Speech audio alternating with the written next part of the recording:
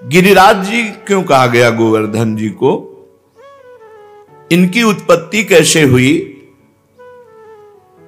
और गिरिराज जी महाराज की क्या महिमा है?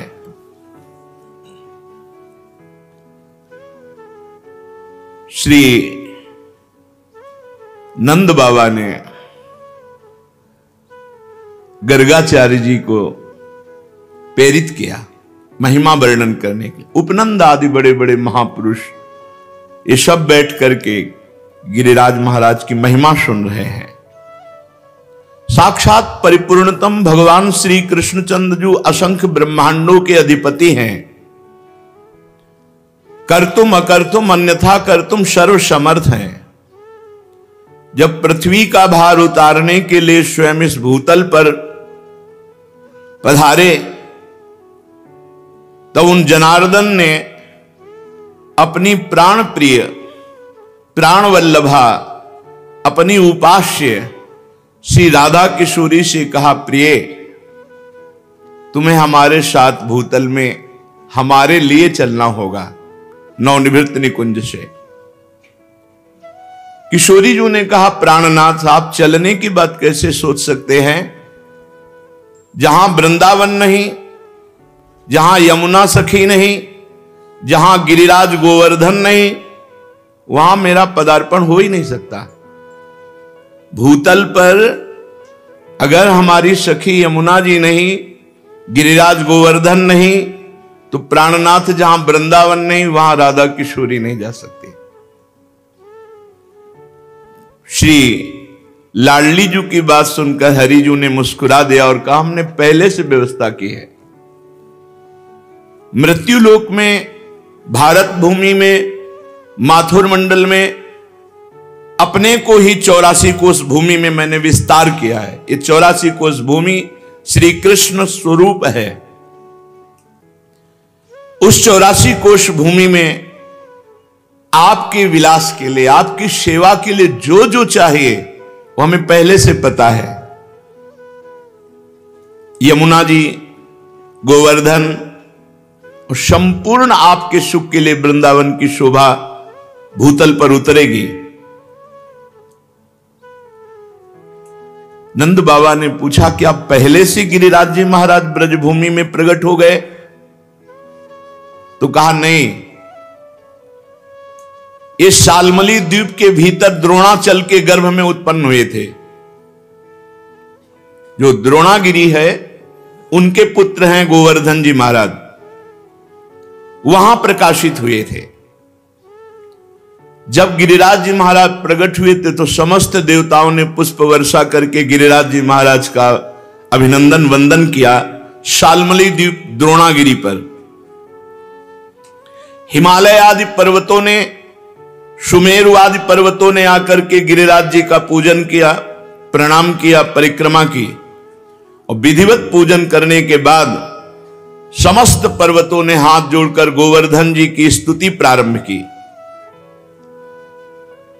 त्वं साक्षात् कृष्णचंदस्य परिपूर्णतमस्य च गोलोके गोगणैर्युक्ते गोपी गोपाल संयुते त्वं हि गोवर्धनो नाम वृंदारण्ये विराजसे त्वन्नो गिरीणां सर्वेषां गिरिराजोऽसि साम्प्रतं नमो वृंदावनांकाय तुभ्यं गोलोकमौलिने पूर्ण ब्रह्म तपत्राय नमो गोवर्धनाय च। समस्त सुमेर, हिमालय आदि बड़े बड़े पर्वतों ने गिरिराज महाराज की स्तुति की। हे गिरिराज, तुम साक्षात परिपूर्णतम भगवान श्री कृष्ण का स्वरूप हो। भगवान श्री कृष्ण की प्राण प्यारी गौओं का समुदाय, गोपाल, गोप सुंदरी गोपियों का समुदाय, ये सब आपकी तलहटी में आनंद प्राप्त करेगा। तुम्हारा नाम गोवर्धन है, तुम वृंदावन में नित्य विराजोगे। इस समय हम समस्त पर्वतराज आपको गिरिराज पदवी प्रदान करते हैं। द्रोणागिरी की गोद में प्रकट हुए गोवर्धन महाराज को गिरिराज पदवी प्रदान की समस्त विश्व के महान महान पर्वतों ने। वृंदावन सच्चिदानंदमय है, गोवर्धन भगवान द्रोणागिरी में विराजमान है। समस्त देवता गिरिराज सुमेरु आदि स्तुति करके गोवर्धन जी महाराज को प्रणाम करके परिक्रमा करके सब अपने अपने स्थान को गए।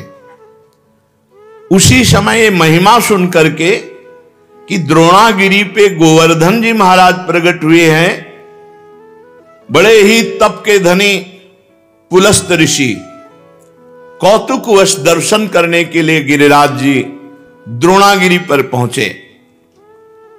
देखा द्रोणाचल की गोद में गौर श्याम वर्ण, गिरिराज जी के शिलाओं में आभा प्रकट होती गौर श्याम। एकाग्रता पूर्वक जब गिरिराज जी की परिक्रमा करो, दूर से देखो तो कुछ शिला में गौर रंग, कुछ शिला में श्याम रंग आपको दिखाई देगा। गोवर्धन भगवान ऐसे माधवी मालती सुंदर सुंदर लताएं गुफाएं, बड़े सुंदर वृक्ष जो मीठे फलों के भार से सुंदर सुंदर सरोवर कुंड झरने, महाराज देखते ही पुलस्त ऋषि लुट गए। ये तो महान तपस्या करने की स्थली है, इनकी कंदराओं में तो बहुत आनंद आएगा ध्यान करने में भगवान का। सैकड़ों शिखर गिरिराज जी महाराज के रत्नमय, विविध रंग बिरंगे धातु, विविध शोभा पुष्पों की, नाना प्रकार के पक्षी खग कोलाहल कर रहे, झरने गिर रहे, मृग और बहुत से बंदर, मयूर, केकिका धुनी, बड़ा आनंद गिरिराज महाराज। पुलस्त जी के मन में इच्छा हुई कि ये पर्वत हमारे अधिकार में आना चाहिए, गोवर्धन। द्रोणाचल से कहा, द्रोणागिरी मैं तुम्हें आदेश करता हूं अपने पुत्र का मुझे दान करो। द्रोणागिरी के पुत्र हैं गोवर्धन जी महाराज। तुम पर्वतों के स्वामी हो, तुम्हारा बड़े बड़े ऋषि मुनि तपस्या के द्वारा आदर करते हैं, तुम बड़ी औषधियों के पुंज हो, दिव्य औषधियां तुम में प्रकाशित होती हैं। जब लक्ष्मण जी को वीर घातनी शक्ति मेघनाथ ने मारी थी तो यहीं से औषधि, तो हनुमान जी महाराज को लगा कि कौन सी औषधि है, क्योंकि उन्होंने बताया प्रज्वलित तेजोमयी, तो कालने मैंने साफ प्रज्वलित तेजोमय कर दी थी कि हनुमान जी भ्रम में पड़ जाए। लेकिन बुद्धिमान अग्रगण्यम बलवताम वरिष्ठम, पूरा द्रोणागिरी उखाड़ लिया, जो मन आवे सो छांट लो औषधि। तुम औषधियों से संपन्न हो, मैं काशी में गिरिराज जी को विराजमान करूंगा, क्योंकि मैं काशी वास करने वाला हूं और मैं याचना ही नहीं कर रहा, आदेश दे रहा हूं। अगर ना तो साप, मेरा कोई प्रयोजन नहीं है, मैं तपस्या करूंगा गोवर्धन की शोभा देख करके, ऐसा मेरे मन में आया। भगवान विश्वेश्वर की महानगरी परम पवित्र मोक्ष प्रदायिनी काशी में जाकर गिरिराज गोवर्धन को विराजमान करेंगे। जहां पार्श्व में गंगा नदी बह रही, विश्वेश्वर विश्वनाथ भगवान विराजमान है, वहीं गोवर्धन को विराजमान करेंगे। आज तक ऐसा यश प्राप्त नहीं होगा जैसा गोवर्धन को यश प्राप्त होगा काशी में। मैं गोवर्धन के ऊपर ऐसी तपस्या करूंगा कि त्रिभुवन गोवर्धन की वंदना करेगा, और मेरी यह अभिलाषा तुम्हें पूर्ण करनी होगी। पुलस्त जी की बात सुनकर के सदैव प्रकट हुए द्रोणागिरी और रोने लगे। द्रोणागिरी ने कहा, पुत्र स्नेह विह्वल, मेरे आंसुओं को तुम देख रहे हो तो आप अपनी तपस्या की बात सोच रहे हो। जब से गोवर्धन जी आए तब से मैं महान आनंद से हूं, मेरा आनंद क्यों छीनोगे। पुलस्त जी ने कहा, आप शोक मत करो, आपका यश होगा। द्रोणाचल बोले, महामुनि मैं पुत्र स्नेह से व्याकुल हूं, मुझे पुत्र अत्यंत प्रिय है, तथापि मैं आपकी आज्ञा का भी उल्लंघन नहीं कर सकता, क्योंकि जानता हूं आप एक क्षण में शाप देकर मुझे भस्म कर सकते हैं। द्रोणागिरी गिरिराज जी को अपने अंक में भर के कहा, पुत्र कुछ भगवान और रचे हैं, इनकी सोच अलग है, लेकिन कुछ भगवान और रचे हैं। भगवान का संकेत मानकर मैं तुम्हें इनको दान करता हूं। भारतवर्ष बड़ा पवित्र देश, धर्ममय देश है, जहां केवल भारतवर्ष में धर्म, अर्थ और काम मोक्ष की आराधना होती है। निष्काम कर्म के द्वारा, ज्ञान योग के द्वारा तत्वबोध या प्रेम केवल भारतवर्ष में। मैं तुम्हें प्रदान करता हूं पुलस्त ऋषि को। गोवर्धन जी ने महान ऋषि पुलस्त जी से कहा, थोड़ा आप हमारा परिचय भी तो जान लें। 8 योजन लंबा, 8 चौको 32 कोश, 2 योजन ऊंचा, 8 कोश ऊंचा, 5 योजन चौड़ा, 20 कोश, 5 चौको 20। ऐसे थे गिरिराज जी जब यहां आए थे। साफ हो गया महाराज का आगे, तो रोज तिल तिल घट रहे हैं। ऐसी दशा में आप देख पाओगे कि मुझे ले जाकर काशी में विराजमान कर दो। पुलस्त जी ने कहा, बेटा मैं पुलस्त हूं, अगर संकल्प करूं तो पूरे भूमंडल को उठा के चल सकता हूं। मेरे हाथ पर केवल तुम बैठ जाना, मैं काशी में ही छोड़ूंगा तुम्हें। गोवर्धन ने कहा, फिर एक बार क्या बोल गए आप, सोच लो। एक बार हाथ में आ गया, उतार दिया, तो फिर तुम्हारी सामर्थ्य नहीं होगी कि आप मुझे हिला भी सको। मेरी प्रतिज्ञा और आपकी प्रतिज्ञा एक। आपने कहा मैं यहां से उठाऊंगा और काशी में रखूंगा, और मैं कह रहा हूं अगर बीच में रख दिया तो मैं आपके यहां उठाए फिर नहीं उठूंगा। पुलस्त जी ने बात तय कर ली। शाल्मली द्वीप से लेकर कितने बड़े महान तपस्वी भारतवर्ष के कौशल देश के रास्ते में लिए हुए गिरिराज जी को आ रहे हैं। पर्वत द्रोणागिरी विकल हो गए। गोवर्धन जी ने द्रोणागिरी को प्रणाम किया और कहा, सदैव आपके साथ हमारा नाम, हमारे साथ आपका नाम जुड़ा रहेगा। आंसुओं से अभिषिक्त होकर द्रोणागिरी ने गिरिराज महाराज को विदा किया। दाहिने हाथ पर पुलस्त ऋषि ने उठा लिया और बड़ी तीव्र गति से चले। गिरिराज महाराज शांत देखते रहे। जेव ही माथुर मंडल में आए, ब्रज 84 कोश में, जहां गिरिराज जी विराजमान है। गिरिराज जी अपना भार भी बढ़ा लिया और विचार किया, ये मेरी लीला स्थली है मेरे प्रभु की, मैं यहां से एक कदम बाहर नहीं जाऊंगा। यहां भगवान श्री कृष्ण श्री किशोरी जी के साथ, ब्रजगोपियों के साथ, ग्वाल वालों के साथ यहां दिव्य लीला करेंगे, उसका मुझे आनंद मिलेगा।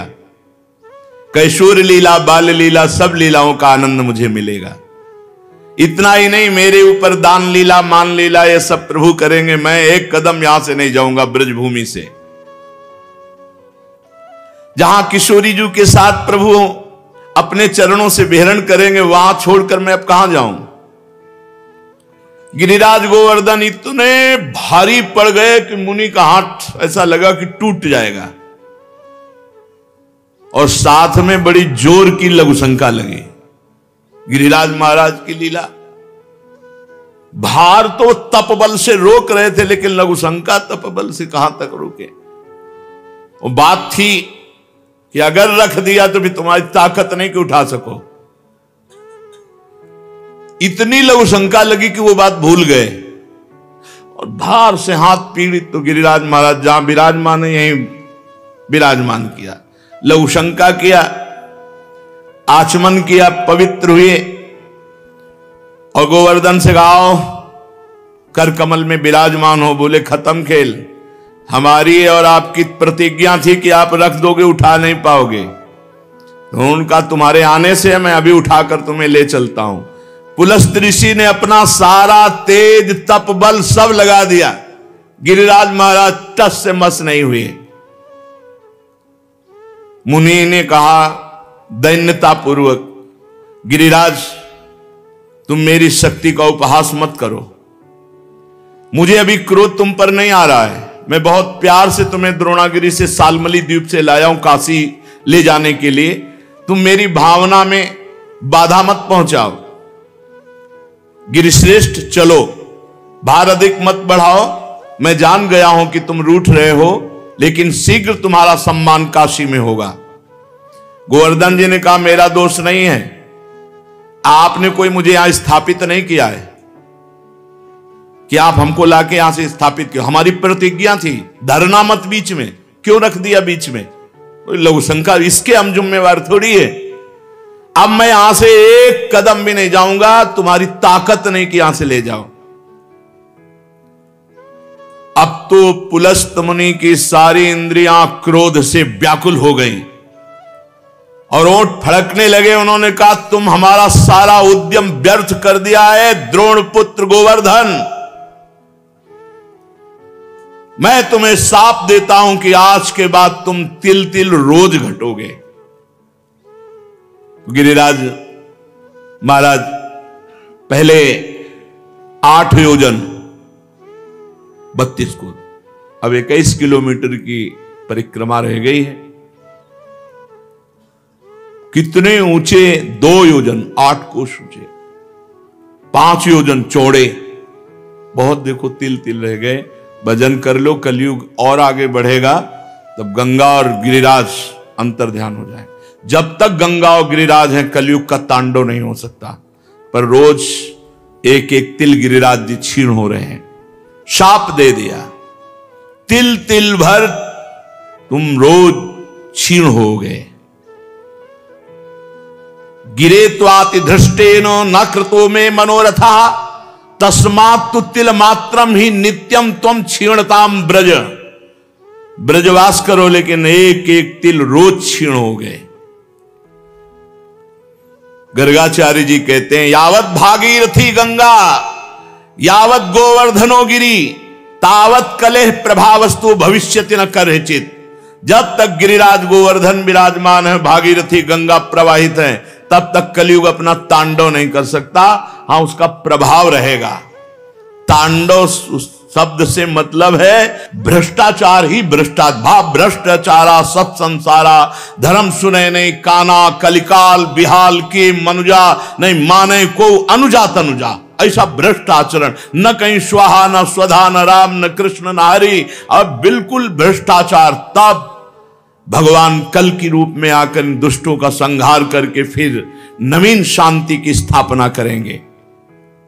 उस दिन से गोवर्धन महाराज ब्रज में विराजमान हुए, पर महाराज पुलस्त जी के शाप से तिल तिल क्षीण होते गए। जब तक भागीरथी गंगा गोवर्धन पर्वत भूतल पर विद्यमान है, तब तक कलिकाल का प्रभाव कदापि नहीं बढ़ेगा। ये गोवर्धन का शालमली द्वीप द्रोणागिरी से ब्रजधाम आना है। ये पावन श्री गिरिराज महाराज जी का चरित्र है। एक समय की बात है कि गोदावरी तट पर एक ग्राम में एक ब्राह्मण रहता था। तो वो अपना ऋण लेने के लिए, कोई धनी मानी मथुरापुरी में रहते थे, तो यहां आए। वो अपना कार्य पूरा करके जब घर को लौट रहे थे, तो रास्ते में गिरिराज गोवर्धन जी मिले। तो ऐसा सुंदर पत्थर का टुकड़ा ऐसे देख करके उनको लगा कि साथ ले जाना चाहिए। एक बात ध्यान रखें, गिरिराज जी को साप मिल गया है इस बात के लिए कि ब्रज से बाहर नहीं जाना चाहते थे। और अगर किसी ने गिरिराज जी को ब्रज से बाहर ले जाने की चेष्टा की तो साप का अधिकारी होगा, अपने आप उसका पतन शुरू हो जाएगा। ये मत सोचो कि गिरिराज जी की शिला की महिमा सुनी तो ले जाकर ब्रजमंडल के बाहर विराजमान कर लें, ये सिद्धांत नहीं है। कुछ लोग कहते हैं कि अगर आप शिला उठाओ तो उसी के बराबर सोना गिरिराज जी को, सोना सुमेरु पर्वत परिक्रमा करके प्रणाम करके गिरिराज पदवी दे गया। उनको सोना चाहिए, उनको ब्रज चाहिए। ब्रज से बाहर ले जाने का कोई सिद्धांत नहीं कि आप सोना चांदी चाहे जितना बराबर रख दो। ऐसा शर्त कर देते तो पुलस्त्य ऋषि तपस्या से सोने का बना देते गिरिराज जी को। गिरिराज जी की शिला को ब्रजमंडल से बाहर ले जाना घोर अपराध है। ये तुम्हारी भक्ति का बाधन होगा, साधक नहीं होगा। ये मत सोचना कि हम गिरिराज जी की शिला उठाए, इतनी महिमा सुनी तो बाहर ले जाएं। अपना कार्य पूरा करके वो घर लौटने लगा। तब गोवर्धन की जी के तट पर वो गोल पत्थर बड़ा सुंदर लगा। गिरिराज जी की शिला तो उठा ली। अभी वो ब्रजमंडल में ही था कि एक घोर राक्षस उस पर टूट पड़ा, उस ब्राह्मण पर। उसका मुंह ऐसे नाटा छाती में घुसा हुआ, 3 पैर 6 भुजाएं, बड़ा विकराल ओंठ, ऐसे दांत, मोटी नाक, बदबू आ रही थी। बड़े बड़े दांत बगाड़ कर ब्राह्मण को खाने के लिए। राक्षस बहुत भूखा था। वो दहाड़ता हुआ ब्राह्मण के ऊपर। अब जैसे कोई आक्रमण करे तो अपने पास कुछ होता तो ऐसे करने का। ब्राह्मण के हाथ में गिरिराज शिला थी। सीधे उस राक्षस के ऊपर गिरिराज शिला का प्रहार किया। जे ही गिरिराज शिला स्पर्श हुई, उसका राक्षस शरीर छूटा और श्याम सुंदर रूप अर्थात भगवान के सारूप्य मोक्ष को प्राप्त हुआ। जैसा भगवान श्याम सुंदर का रूप वैसा रूप, विशाल नेत्र, प्रफुल्ल कमल दल के समान बनमाला धारण किए हुए, पीतांबर मुकुट, कानों में कुंडल, एक हाथ में बेंत। ऐसा लग रहा था साक्षात श्याम सुंदर प्रकट हो गए। जब वो दिव्य रूपधारी हो गया और ब्राह्मण देवता के आगे घुटने टेक दिए और कहा, हे ब्राह्मण श्रेष्ठ, तुमने मुझे आज निष्पाप कर दिया। आज तक मैं निष्पाप नहीं हो पाया महामते। मेरी राक्षस योनि न जाने कितने समय से थी और मैं कब तक भोगता, लेकिन ये तुमने गिरिराज जी की शिला से जो प्रहार किया, मेरे सारे पाप नष्ट हो गए। तुम्हारे सिवा दूसरा कोई ऐसा नहीं जो मेरा उद्धार कर सकता। ब्राह्मण बोला, पहले तो भयंकर रूप में, अब इतने सुंदर रूप में मैं आश्चर्य में पड़ गया हूं। मेरे में तो कोई सामर्थ्य नहीं है, मेरे द्वारा तुम्हारा उद्धार कैसे हो सकता? मैंने तो कोई संकल्प भी नहीं किया। और एक पाषाण का क्या ऐसा फल हो सकता है कि उसके स्पर्श से तुम भगवान का स्वरूप हो गए? उसने कहा, ब्राह्मण, ये साधारण पाषाण नहीं है, ये गिरिराज गोवर्धन की शिला है जो साक्षात भगवान हरि का रूप है। अरे इसके दर्शन मात्र से कृतार्थ हो जाए जीव। जो गंधमादन की यात्रा करके बड़ी तपस्या पूर्वक फल की प्राप्ति नहीं की जा सकती, वो गिरिराज जी के दर्शन मात्र से और परिक्रमा से कोटि गुना पुण्य प्राप्त किया जा सकता है। गंधमादन पर्वत पर तपस्या करके जो फल प्राप्त नहीं किया जा सकता, उससे करोड़ गुना फल गिरिराज जी की परिक्रमा, गिरिराज जी के दर्शन से। अब देख लो, राक्षस था, गिरिराज जी के स्पर्श से श्याम सुंदर रूप हो गया। उस जो भगवत स्वरूप बना हुआ है, वो बोला, मलयाचल पर 1 भार स्वर्ण का दान करने से जिस पुण्य फल की प्राप्ति होती है, गिरिराज महाराज में 1 बार लौट जाने से उस फल की प्राप्ति होती है। रज में लौट गए, इस सुख को कौन जाने। वृंदावन के गुणन सुन हित सो रज में लोट, जय सुख को पूजत नहीं मुक्ति आदि सतकोट। ये यहां का लाभ है। अरे भाई, रज में लौटो, आचमन करो, बैठ के भजन करो, कीर्तन करो। जो मंगल प्रस्थ पर्वत पर ब्राह्मणों से वेद पाठ करवा करके उनको दक्षिणा दे, भगवान विष्णु के शास्त्र नाम का पाठ करवावे, वो जो फल प्राप्त होता है वो गिरिराज जी की तलहटी में बैठ के थोड़ी देर नाम कीर्तन करने से प्राप्त हो जाता है। थोड़ी देर भगवान नाम कीर्तन गिरिराज जी की तलहटी में, अरे लाभ लो भाई, ब्रजमंडल में आए हो जरूर जाना गिरिराज जी। बस नशा वशा गंदी बातें मत करो, उपवास करके दर्शन करो। एक दिन उपवास करके देखो, सारे पाप नष्ट हो जाएंगे। मानसी गंगा में स्नान करो, राधा कुंड आचमन, कृष्ण कुंड आचमन, रज में लोटो परिक्रमा। कितना मंगलमय देश है ब्रज 84 कोस। गिरिराज जी के समान पुण्य प्रदान करने वाला कोई भूमंडल पे दूसरा तीर्थ नहीं है। ऋषभ पर्वत, कूटक पर्वत, कोलक पर्वत, सोने से मढ़ी हुई सींग वाली 1 करोड़ गऊओं का दान करने से जो फल मिलता है, गिरिराज गोवर्धन की संपूर्ण तीर्थ स्थली के दर्शन मात्र से प्राप्त हो जाएगा। जैसे बताए गए जो तीर्थ स्थलियां, इनमें भ्रमण किए, ब्रजवासियों से पूछ ले, वो बता देंगे कि अमुक जगह। एक परिक्रमा जो रोड वाली है, उसमें तो आप ज्यादा दर्शन आदि का लाभ नहीं ले सकते, लेकिन अंदर वाली जब परिक्रमा करेंगे और एक ब्रजवासी कोई गाइड करने वाला हो, तो वो सब ये छुपे हुए जो तीर्थ स्थल हैं सबके दर्शन करा देंगे।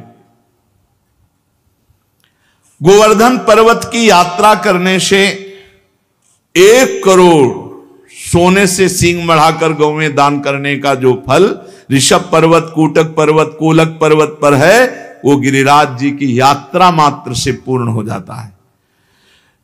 ऋषिमुख, सहगिरि, देवगिरि की संपूर्ण यात्रा और पृथ्वी की पूरी परिक्रमा करने का जो फल है, उससे करोड़ गुना फल गिरिराज जी की लूट लूट करके प्रदक्षिणा करने से प्राप्त हो जाता है, अर्थात दंडवती परिक्रमा से।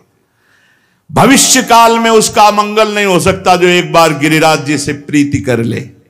जय गिरिराज महाराज। श्री शैल पर 10,000 वर्ष तक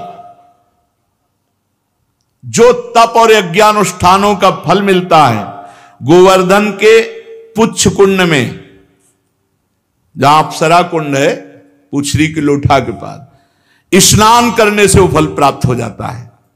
जो गोवर्धन पर्वत पर उत्तम ब्रजवासी ब्राह्मणों को पवाकर दान देता है, वह स्वर्ग चाहे तो स्वर्ग, भगवान के वैकुंठ धाम को चाहे तो वैकुंठ धाम की प्राप्ति होती। धन होए ना तो ये लाभ लेना चाहिए।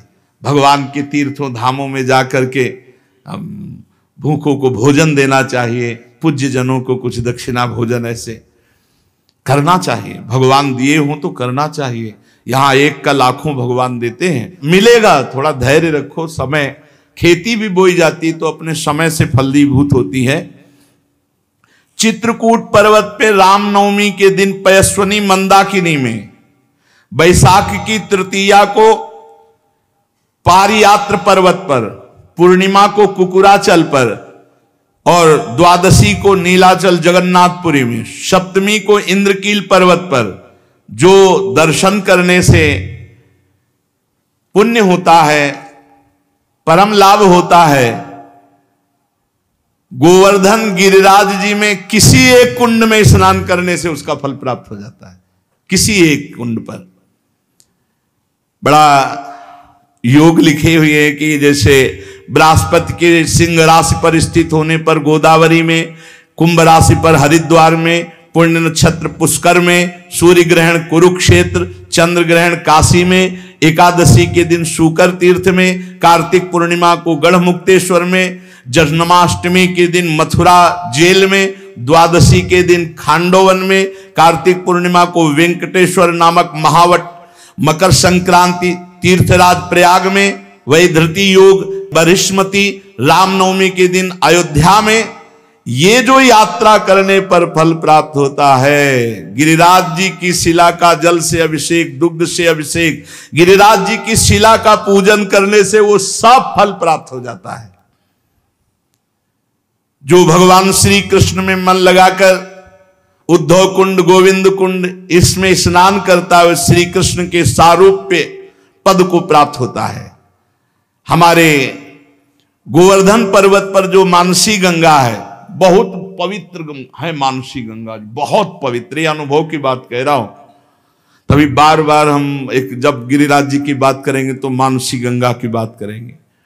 सैकड़ों राजसूय यज्ञ करने वाला उतना पवित्र नहीं हो सकता जितना मानसी गंगा में स्नान करने से गिरिराज जी का दर्शन स्पर्श ये महान पुण्यात्मा को प्राप्त होता है। यदि आपको विश्वास ना हो तो देखो, मैं महापापी हूं। गोवर्धन की शिला स्पर्श मात्र से मैंने भगवान श्री कृष्ण के स्वरूप को प्राप्त कर लिया। उस भगवत स्वरूप की बात सुनकर के ब्राह्मण को बड़ा विस्मय हुआ, गिरिराज जी के प्रभाव को जानकर बार बार पुलकित हुआ। फिर ब्राह्मण ने पूछा, इस समय तुम दिव्य रूप में हो, पहले तो मुझे राक्षस रूप में दिखाई दिए। तो सिद्ध ने कहा, मैं पूर्व जन्म में एक धनी वैश्य था, समर्थ था, खूब धन संपत्ति हमारे पास थी और रूपवान था। तो मैं दूसरी स्त्रियों के साथ व्यभिचार करना, जुआ खेलना, मदिरा पीना, आगे चल करके वैश्यागमन करना और मदिरा में उन्मत्त होकर हिंसा करना, माता पिता पत्नी सबको मारना फटकारना। एक दिन मैंने ऊब करके अपने मां बाप को जहर देकर मार डाला और पत्नी की तलवार से काटकर हत्या कर दी और स्वच्छंद रूप से फिर वैश्यागमन आदि अपराध करता रहा।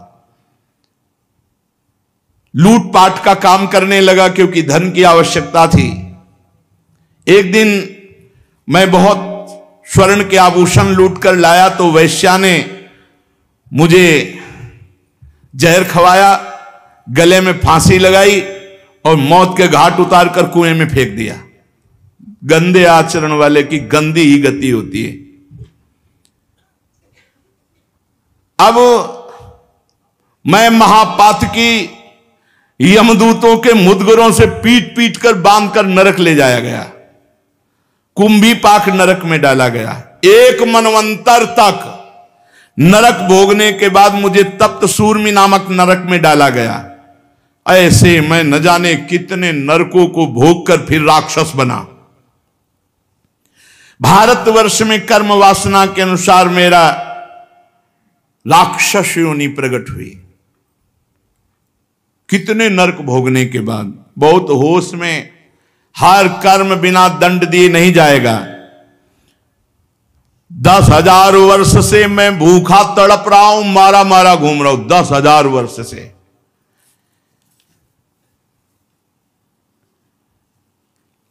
यमुना के सुंदर तट पर आज मुझे उद्धार का अवसर मिला। आपने जो गिरिराज जी की शिला मुझे मारी, उससे मैं भगवत स्वरूप हो गया। आज ब्रजभूमि को मैं बार बार नमस्कार करता हूं।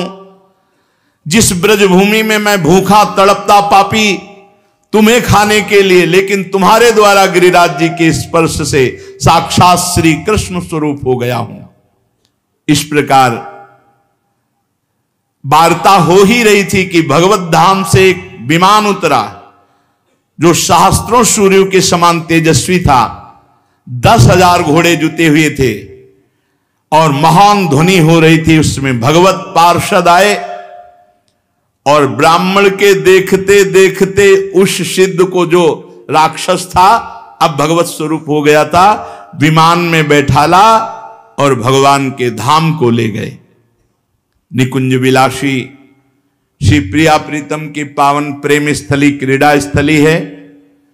श्री गिरिराज महाराज, नंदगांव, बरसाना, ये सब महान महान तीर्थराज। प्रयाग भी यहां आकर अपने पापों का प्रायश्चित करते हैं। जो तीर्थों से पाप इकट्ठा करते हैं उनको यहां भस्म करते हैं आकर। इसलिए हम सब सौभाग्यशाली जो हमें ब्रजभूमि में आने को मिला, वास मिला। अब हम अपने जीवन को ऐसी एक धारा में देखो, जो कर्म करोगे उसका आपको फल भोगना पड़ेगा। चरित्र सुन करके भयभीत होना चाहिए और भगवान की शरण में जाना चाहिए और वो उपाय करना चाहिए जिससे हम निष्पाप हो जाएं, हमें दंड भोगने को ना मिले। हमें कम से कम अगला जन्म मिले तो सुअर कुत्ता का ना मिले, फिर मनुष्य जन्म मिले और हम साधना करके भगवान की प्राप्ति करें। मनुष्य जीवन बड़ा दुर्लभ है। दुख की निवृत्ति के लिए कोई भ्रमित मत होना, बार बार आपसे कह रहे हैं। जब तक आप स्वयं अनुष्ठान नहीं करेंगे, स्वयं भजन नहीं करेंगे, तब तक आपके दुख को कोई मिटा नहीं सकता, नहीं मिटा सकता। का हिमवंत मुनीस सुन जो कछु लिखा लीला, देव दनुज नर नाग मुनि कौन मेटन हार। बेकार का इधर उधर मत फंसो, स्वयं सत्संग सुनो, विवेक के द्वारा अच्छे आचरण करो, नाम कीर्तन करो, भगवान की चर्चा कहो, भगवान की चर्चा सुनो, और दूसरे में भगवत भाव करके उनका मंगल सोचो।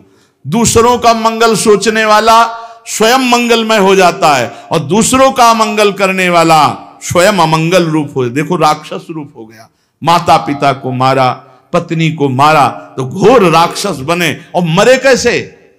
जहर खवा के गला घोंट के अंधे कुएं में फेंक दिए गए, और हजारों वर्ष मनवंतर को मतलब तो बहुत होता है, ऐसे नरकों को भोग कर फिर राक्षस बने।